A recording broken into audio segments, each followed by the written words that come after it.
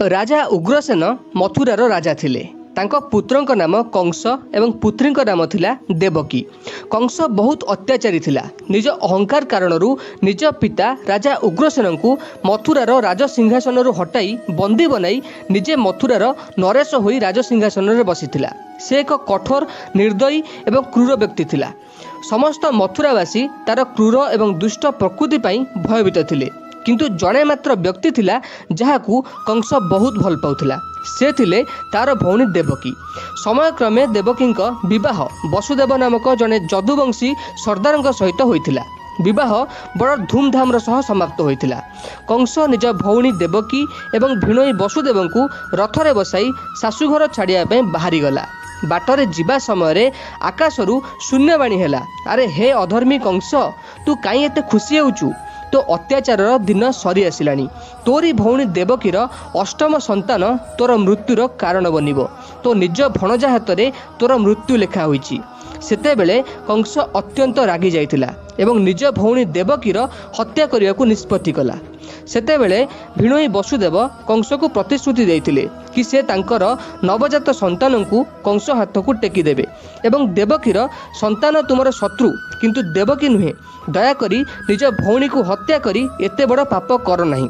कंस वसुदेव कथा अनुसार देवकी हत्या न करी पुणी मथुरा को फेराई आनिथिला एवं देवकी एवं वसुदेव को बंदी बनाई काल कोठरी रे बंद कर देथिला। समय बीती चलिला। देवकी प्रथम संतान जन्म नेला। पूर्व प्रतिश्रुति अनुसार वसुदेव सही नवजात शिशु को कंस हाथ को टेकी देइथिले एवं निर्दयी कंस सही नवजात शिशुपुत्र को पत्थर रे छेची हत्या करिथिला। एहीपरि भावरे देवकी एवं वसुदेव 7 गोटी संतान को निर्दयी कंस पत्थर रे छेची हत्या कला। एहा परे देवकी पुनर्बार अष्टम संतान सह गर्भवती हेले एवं दुखर सह स्वामी वसुदेव को पचारिले कि कौन एथर मध्य आम संतान को कंस हत्या करिबो? स्वामी वसुदेव कहिथिले, सबु भगवान को इच्छा, रखे हरि तो मारे किए? जहाँ भगवान को इच्छा थिबो सेया हबो। प्रबल प्रतापी कंस को बद्ध करने निमंते अर्धरात्रि भाद्रव मास कृष्ण पक्ष अष्टमी तिथि रे भगवान विष्णु कृष्ण अवतार होई देवकी अष्टम संतान रूपे धरा पृष्ठ रे जन्म ग्रहण कले एवं बंदीशाला रे पितामाता को भगवान विष्णु तांको दिव्य रूप रे दर्शन देई जणाइथिले तांको धरा अवतरणर उद्देश्य। से दुष्ट शक्तिर विनाश एवं धर्म प्रतिष्ठा निमंते मानव रूप ग्रहण करिसेंती एवं तांकर मानव लीला ही पृथ्वी समस्त प्रकार कलुष नाश करिवो। भगवान स्वयं वसुदेव को कहिथिले कि गोपपुर रे नंदराजा घरे गोटे कन्या संतान जन्म नैछंती। से आउ केही नुहंती, से होउचंती आदिशक्ति माँ दुर्गा। आपणक अष्टम संतान को आपण गोपपुर नहीं जातु आउ सेठारे ताकू बदल करी सही कन्या संतान को नहीं आसतु। यह कही भगवान विष्णु सेठारु अंतर्ध्यान हो जाइथिले। सेतेबेले वसुदेव एक अद्भुत लीला देखंती। आपे आपे तांको हाथ एवं गोड़े पड़िथिबा बेड़ी खोली जाइछि एवं बंदीशालार कबाट मध्य खोला अछि।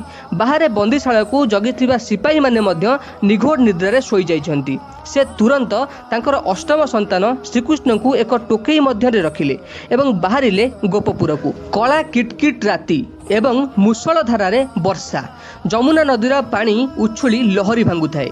वसुदेव भाबुथांती एते बड़ नदी को किपरि पार करिवे। ठीक सही समय से देखती एक चमत्कार। जमुना नदी 2 भाग होई तांको रास्ता खोली देइछंती। प्रभु वर्षारे तिंती जाउथिबारु बाटरे नागराजा अनंत बासुकी निजर फणा ढांकी बाट चलुछंती। सबु बाधा विघ्न को अतिक्रम करी श्रीकृष्ण को नहीं गोपपुर रे पहुंचिले वसुदेव। सेठारे पहुंची से आश्चर्य हेले। नंदराजा पत्नी जशोदा एक कन्या संतान को जन्म दे निद्रा रे सोईछंती। भगवान विष्णु को कथा अनुसार वसुदेव कृष्ण को जशोदा कन्या संतान जगार शुआई दे से नवजात कन्या को बंदीशाला को नहीं आसिले। यह परे कंस आसी देखे तो देवकी अष्टम संतान जन्म हो सारी एवं जेतेबेले से सही अष्टम कन्या संतान को मारिबे को जाए सेतेबेले सही कन्या संतान कंस हाथरू खसी जाई शून्य रे आदिशक्ति माँ दुर्गा रूप धारण करती एवं कंस को कहती, अरे हे अधर्मी कंस, तू जहाँ को मारी देई भावुचु कि तो शत्रु मरीगला बोली तू भूल भावुचु। तो शत्रु तो तते मारिया पाई गोपरे बढ़ुची आउ तोर मृत्यु निश्चित। यह कही माँ दुर्गा अंतर्ध्यान हो गले। ସାଙ୍ଗମାନେ ଏହିପରି ଭାବେ ହୋଇଥିଲା ଭଗବାନ ଶ୍ରୀକୃଷ୍ଣଙ୍କ ଜନ୍ମ। ଓଡ଼ିଶା ତଥା ଭାରତର ପୁରପଲ୍ଲୀରେ ଏହି ଉତ୍ସବ ମହା ସମାରୋହରେ ପାଳନ କରାଯାଏ। ଏହି ଦିନ ହରିବଂଶ ଏବଂ ପୁରାଣ ପାଠ କରାଯାଏ। ଏହାକୁ କୃଷ୍ଣ ଜନ୍ମ ବା ଜନ୍ମାଷ୍ଟମୀ ମଧ୍ୟ କୁହାଯାଏ। ସାଙ୍ଗମାନେ, ଶ୍ରୀକୃଷ୍ଣଙ୍କ ଏହି ଅଦ୍ଭୁତ ଲୀଳା ଆପଣମାନଙ୍କୁ କିପରି ଲାଗିଲା କମେଣ୍ଟ ମାଧ୍ୟମରେ ଜଣାଇବେ।